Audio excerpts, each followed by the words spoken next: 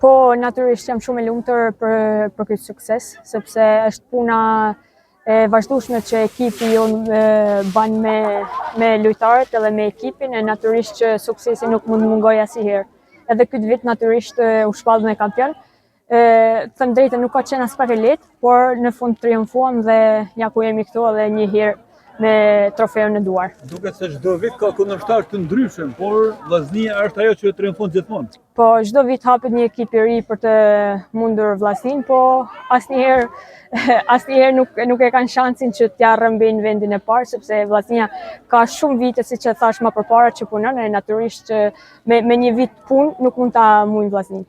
Shumë kush është rritur me sportin, ndërkohë që Esmeralda Franja është rritur me titull kampion. Natyrisht një kënaqësi e veçantë. Patjetër, sidomos që të jem kampione në qytetin tim, është një emocion shumë i veçantë për mua dhe shpresoj që këto suksese mos mungojnë asnjëherë dhe të vazhdojmë me tutje të kërkojmë shumë edhe pse jo në Europë të arrijmë suksese siç kemi arritur para 3 sezonesh, të kualifikohemi si 16 ekipet më të mira. Shumë suksese këtë sezon. Sportistja më e mirë e Shqipërisë, kampione e Shqipërisë. Çfarë ka mbetur pa realizuar Franja? Besoj se gjitha gjërat i kam realizuar.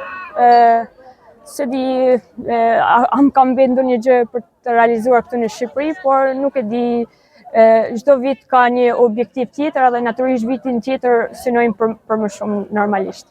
Këto pyetjet e dedikimit janë zakonshme edhe për ju. Natyrisht këtë titull ja dedikoj familjes, gjithë ato që na mbështesin e natyrisht tifozave Shkodran. Prandaj. Suksese.